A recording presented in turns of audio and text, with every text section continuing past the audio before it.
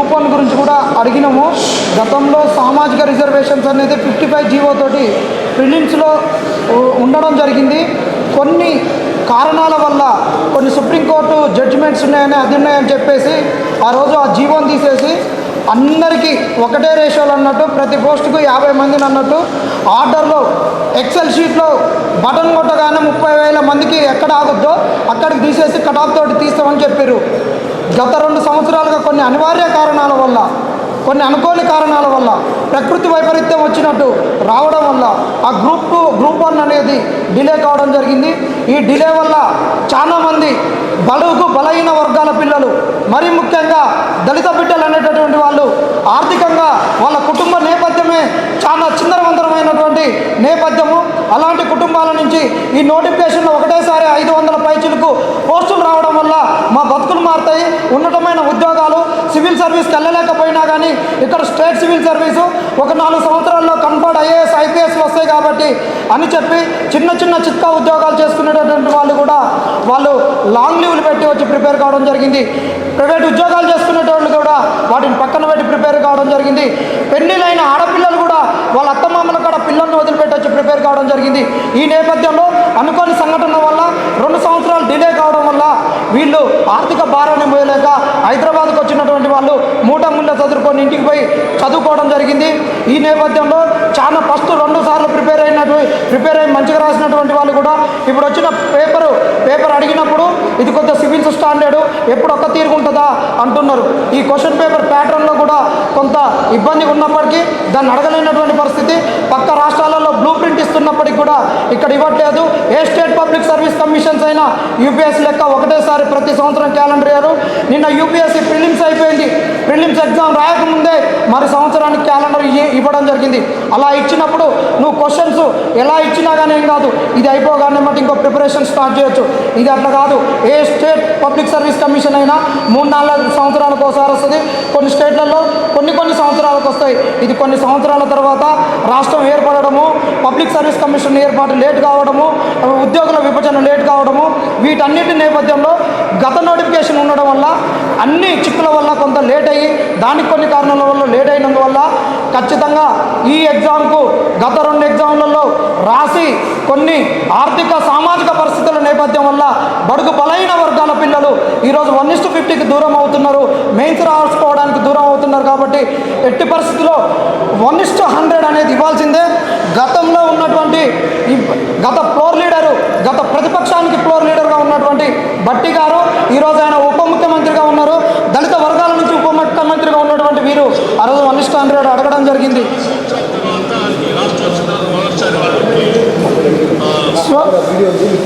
So ఇది అడిగిరు కాబట్టి మేమేమంటున్నాం అంటే ఖచ్చితంగా 1:100 ఇవ్వాల్సిందే.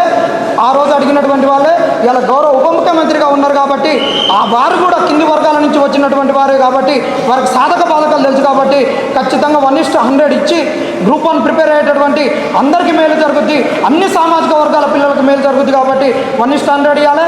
మరిపోతే గ్రూప్ 2, గ్రూప్ 3 పోస్టుల విషయానికి వస్తే గతంలో ఎన్నికల సమయంలో మా దగ్గరికి వచ్చేసి ఖచ్చితంగా మేము ఈ గవర్నమెంట్ రాగానే గ్రూప్ 2లో 2,000 పోస్టులు, గ్రూప్ 3లో 3,000 పోస్టులు పెంచుతున్నారు. ఇప్పటి వరకు కూడా ప్రభుత్వం వచ్చి 6 నెలలు అవుతున్నా ఎన్ని పోస్టులు వాళ్ళ దగ్గర ఉన్నాయి, ఎన్ని పోస్టులు డైరెక్ట్ రిక్రూట్మెంట్కి వస్తాయి, ఎన్ని పోస్టులు ప్రమోషన్స్కి పోతాయి, ఎన్ని మేము ఇప్పుడు ఇవ్వదలుచుకున్నాము. జాబ్ క్యాలెండర్ ఇంతవరకు ఇవ్వలేదు 6 నెలలైనా. మరి ఇప్పుడు ఉన్నటువంటి వాళ్ళు గత తెలంగాణ ఉద్యమంలో పాల్గొన్న వాళ్ళు ఉన్నారు, గత 10 సంవత్సరాలుగా నోటిఫికేషన్లో డిలే వల్ల వయసు కోల్పోయినటువంటి వాళ్ళు ఉన్నారు. వీళ్ళందరికీ న్యాయం చేస్తాము తగు సమయంలో అన్నారు. ఆ తగు సమయం ఎప్పుడంటే ప్రభుత్వం ఏర్పడిన వెంటనే పోస్టులు పెంచి న్యాయం చేస్తామన్నారు. ఇంతవరకు పోస్టులు పెంచలేదు. గత ప్రభుత్వం ఇచ్చినటువంటి పోస్టులకే గ్రూప్ 2, గ్రూప్ 3కి ఎగ్జామ్ పెట్టడానికి సిద్ధమవుతున్నారు. కాబట్టి మేము చేసే ప్రధానమైన డిమాండ్ ఏంటంటే గ్రూప్ 2, గ్రూప్ 3లో మీరు అన్నట్టు కాకుండా అసలు ఎన్ని పెంచుతారో ఖచ్చితంగా పోస్టులు పెంచాలి. ఇక్కడ ఇన్ని రోజులు ఒక స్టాగ్ అయినటువంటి వాళ్ళకు మీరు ఖచ్చితంగా వాళ్ళకి న్యాయం చేయాలి. నిన్న ప్రెస్ మీట్లల్లో ప్రభుత్వం నుంచి పెద్దలు అనుకునేటటువంటి వాళ్ళు, నిరుద్యోగుల ప్రతినిధులు అనుకునేటటువంటి వాళ్ళు పాత నీరు పోతే కొత్త నీరుకు అవకాశం ఉంటుంది అంటున్నారు. మరి పాత నీరును మరి అట్లనే పంపిస్తారా? పాత నీరుకు ఇన్ని రోజులు మరి చేసినందుకు తనకన్నా ట్రీట్మెంట్ చేసి మరి వదులుతారా? మరి పాత నీరు ఇన్ని రోజులు ఆగినందుకు, నీరు ఆగినప్పుడు అందులో బ్యాక్టీరియా, వైరస్ అన్నీ అయితే మరి ఆ నీరును మరి పంపించాలన్నప్పుడు ట్రీట్మెంట్ చేయాలి కదా. ఇక్కడ బ్యాక్టీరియా, వైరస్ అంటే ఏంది? వాళ్ళు వయసును కోల్పోయారు, మీ ప్రభుత్వం రావడానికి సహకరించారు, అన్నీ చేసిర్రు, అన్ని విధాలుగా మరి ఇలాంటి వాళ్ళకి న్యాయం చేయాలంటే మీరు ఖచ్చితంగా న్యాయం చేయాలి. మీరు పాత నీరును పంపించేటప్పుడు ట్రీట్మెంట్ చేసి శుద్ధి చేసి న్యాయం చేసి పంపించాలని కూడా వేడుకోవడం జరుగుతుంది. ఎట్టి పరిస్థితుల్లో గ్రూప్ 2 గ్రూప్ 3లో పోస్టులు పెంచాలి. గ్రూప్ 1లో 1:100 తీసి ఇక్కడ ఉన్నటువంటి తెలంగాణ నిరుద్యోగులకు మీరు ఏదైతే చెప్తారో 30 లక్షల మంది నిరుద్యోగులకు ఎట్టి పరిస్థితుల్లో న్యాయం చేయాలి. ఇది కాకుండా ఉద్యోగాలు రానటువంటి వాళ్ళకు కూడా మీరు ఖచ్చితంగా మీరు మేనిఫెస్టోలో చెప్పినట్టు వడ్డీ రహిత 10 లక్షల రుణాలు ఇచ్చి వాళ్ళకు ఉపాధి హామీ కల్పించుకునేటట్టు అవకాశం కల్పించాలి. ఇక మీరు స్కిల్ ఎన్హాన్స్మెంట్ అన్నారు, స్కిల్ ఎన్హాన్స్మెంట్ కూడా చేసి ఎంఎన్సీలలో ఉద్యోగాలు వచ్చేటట్టు కూడా చేయాలని మీడియా ముఖంగా వేడుకోవడం జరుగుతుంది. అయ్యా మేము ఏ పార్టీలకు సంబంధించినటువంటి వాళ్ళం కాదు, మేము నిరుద్యోగులం, మాకెక్కడ మేలు జరుగుతున్నా అక్కడికి పోతాం. చెరువులో నీళ్ళున్న కాడికి కప్పెట్ల పోతుందో నిరుద్యోగులం, మాకు న్యాయం ఉన్న కాడికి న్యాయం జరగాలని అందరికీ పోతాం. ఇప్పటి వరకు కూడా మేము నిరుద్యోగులుగా కాంగ్రెస్ పార్టీకే కృషి చేసిన వాళ్ళం కాబట్టి కాంగ్రెస్ గడపను ప్రతి ఒక్కరి గడపను దొక్కినాం, ప్రతి ఒక్కరి కాలు మొక్కినాం, ప్రతి ఒక్కరికి దండం పెట్టినాం, ప్రతి ఒక్కరికి మా అప్పీల్ని చేసినాం. ఇది మా గొంతెమ్మ కోరికలు కాదు, మీరు ఇచ్చినటువంటి హామీలు, మీరు పెట్టిన మేనిఫెస్టోలు ఉన్నటువంటి అంశాలు, ఇంకా మీరు మేనిఫెస్టోలో పెట్టిన అన్నింటినీ కూడా అడగట్లేము కాదు అడగట్లేము. దయచేసి మీరు చెప్పిన వాటిలలో ఒక చిన్న బిందె నీళ్ళల్లో చెంబుతో ఒక చెంచా నీళ్ళు తీసినట్టే మీరు పెట్టిన మేనిఫెస్టోలో ఒక 3 అంశాలను మేము అడుగుతున్నాం. ఈ 3 అంశాలను ఎక్కువగా నాంచకుండా తత్కారం చేయకుండా మీరు వీటిని నెరవేర్చాలని మీడియా ముఖంగా మేమందరిని వేడుకోవడం జరుగుతుంది. దీన్ని రాజకీయం చేయొద్దు, దీనికి రాజకీయ రంగు పునవద్దు, నిరుద్యోగులను ఆదుకోవాలని మేము ఇక్కడ ప్రెస్ మీట్ అడ్రస్ చేయడం జరుగుతుంది. నేను కూడా నిమిషం నమస్తే అన్న, మేము గ్రూప్ 1 గ్రూప్ 2 గ్రూప్ 3 ఎగ్జామ్స్కి ప్రిపేర్ అవుతున్నాము. నమస్తే అన్న, మేము గ్రూప్ 1 గ్రూప్ 2 గ్రూప్ 3 ఎగ్జామ్స్కి ప్రిపేర్ అవుతున్నాము.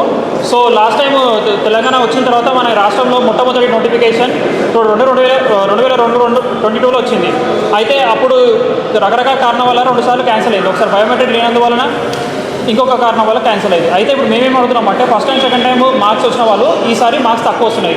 సో వాళ్ళకి 1:50 కాకుండా 1:100 ఇస్తే మన ఎలక్షన్ డ్యూటీ వల్ల చాలామంది ఎంప్లాయీస్ ఎలక్షన్ డ్యూటీలో ఉండడం వల్ల ప్రిపేర్ కాలేకపోయినారు, వాళ్ళందరికీ మార్క్స్ తక్కువ వస్తున్నాయి. మళ్ళీ నెక్స్ట్ టైం నోటిఫికేషన్ ఎప్పుడు వస్తుందో తెలియదు. కాంగ్రెస్ గవర్నమెంట్ క్యాలెండర్ ఇస్తా అని చెప్పింది, కానీ క్యాలెండర్ వాళ్ళు ఎప్పుడు ఇస్తారో తెలియదు. సో అందుకని మేమేం రిక్వెస్ట్ చేసినామంటే అందరికీ లాభపడే రకంగా 1:100 ఇస్తే అందరూ ప్రిపేర్ అవుతారు, అందరూ రాసుకొని వాళ్ళ కోరిక అనేది ఏముంటుందో నెరవేర్చుకుంటారు. మళ్ళీ నెక్స్ట్ టైం నోటిఫికేషన్ ఎప్పుడు వస్తుందో తెలియదు, ఇన్ని పోస్టులు పడతాయో తెలియదు. సో మేము గవర్నమెంట్ రిక్వెస్ట్ చేసేదంటే మినిస్టర్ దగ్గరికి పోతున్నాం, వాళ్ళ దగ్గరికి పోతున్నాం. వాళ్ళు ఏమంటారు అంటే టీఎస్పీఎస్సీ చైర్మన్ చేతిలో ఉంటుంది అంటారు. టీఎస్పీఎస్సీ చైర్మన్ దగ్గరికి పోతే ఇది గవర్నమెంట్ చేతిలో ఉంది, గవర్నమెంట్ వాళ్ళు చెప్పాలంటారు. మమ్మల్ని ఇక్కడ నుంచి అక్కడ చెప్తున్నారు, అక్కడ నుంచి ఇక్కడ చెప్తున్నారు, కానీ ఎవరు కరెక్ట్గా డిసిషన్ తీసుకుంటారన్నా. మేము గత 10 రోజుల నుంచి చాలామందిని కలిసినాము. సో ఇంకా మాకు ఎక్కడ పోవాలి, ఏం చేయాలనేది మాకేం అర్థం కావట్లేదు. సో ఇక్కడ మీ దగ్గరికి వచ్చినాం ప్రెస్ మీట్ దగ్గరికి. సో మీరన్నా ఈ ఇష్యూని తీసుకెళ్ళండి. సీఎం గారి అపాయింట్మెంట్ కోసం ట్రై చేస్తున్నాం, కానీ మాకు 10 రోజుల నుంచి అసలు అపాయింట్మెంట్ దొరకట్లేదు సార్ది. ఆ సార్ కానీ చెప్పుకుందాం అనుకుంటున్నాం, కానీ అసలు దొరకట్లేదన్న. ఎవరు ఏం చేయాలో మాకేం అర్థం అవ్వట్లేదు. సో మీడియా వాళ్ళ దగ్గరికి వచ్చినాము. సో దయచేసి 1:100 రేషియోలో ప్రిలిమ్స్లో కాల్ ఇస్తే అందరికీ అవకాశం వస్తుంది. గ్రూప్ 2 గ్రూప్ 3 పోస్టులు పెంచితే ఇంకా అందరికీ అవకాశం వస్తుంది. ప్రతి ఎగ్జామ్ మధ్యలో ఒక ఎగ్జామ్ నుంచి ఇంకొక ఎగ్జామ్ మధ్యలో 2 నెలలు గ్యాప్ ఇస్తామని చెప్పినారు. ఇప్పుడు ఆ గ్యాప్ కూడా లేదు. సో ఇంతకుముందు కాంగ్రెస్ ప్రభుత్వం మాకు ఇచ్చిన హామీలన్నీ ఏమి నెరవేర్చట్లేదన్న. మీరు ఒకసారి కావాలనుకుంటే చిక్కడపల్లి లైబ్రరీకి వెళ్ళండి, ఉస్మానియా యూనివర్సిటీకి వెళ్ళండి. ప్రతి ఒక్కరు ఇదే చెప్తారు, ఎగ్జామ్స్ ఉన్నాయని ఎవరు బయటకు రావట్లేదు. కానీ ఒకవేళ ఎగ్జామ్స్ లేకపోతే కొంచెం డిస్టెన్స్ ఉంటే మాత్రం ఈరోజు ఇంకొక ర్యాలీ తీయడమో టీఎస్పీఎస్సీ ముట్టడో ఇలాంటి ప్లాన్ ఉంటుండే. బట్ మాకు అలాంటి ఆశలు ఏం లేవు. మేము గవర్నమెంట్ రిక్వెస్ట్ చేసేది అంటే మాకు అందరికీ అవకాశాలు ఇవ్వండి, 1:100 ఇవ్వండి, గ్రూప్ 2 గ్రూప్ 3 పోస్టులు పెంచండి, ఒక ఎగ్జామ్ నుంచి ఇంకొక ఎగ్జామ్కి గ్యాప్ ఇవ్వండి. గ్యాప్ ఇస్తే ప్రిపరేషన్ చేసుకుంటాం. ఇక్కడ సెంట్రల్ గవర్నమెంట్ జాబ్స్ ఉంటాయి, స్టేట్ గవర్నమెంట్ జాబ్స్ ఉంటాయి. మేము చాలా కన్ఫ్యూజ్ అవుతున్నాం. సో మా స్టూడెంట్స్ డిమాండ్స్ని మీరు అందరూ ప్రభుత్వం వినాలి, వాటిని మీరు అడ్రస్ చేయాలని చెప్పేసి కోరుకుంటున్నాం అన్న. థ్యాంక్ యూ అన్న. నీటి మీద ప్రతిపక్షాలు ఏ విధంగా పోరాడుతున్నాయో తెలంగాణ గడ్డ మీద ఉన్న 30 లక్షల మంది నిరుద్యోగులకు కూడా న్యాయం జరిగేటట్టు ఈ నోటిఫికేషన్లు రావడానికి ఈ ప్రతిపక్షాలు అన్నీ కలిసి కూడా ఈ పాలక పక్షానికి విన్నవించి మాకు న్యాయం చేయాలని ఈ ప్రతిపక్షాలకు వేడుకోవడం జరుగుతుంది. థ్యాంక్ యూ అన్న. Thank you so much.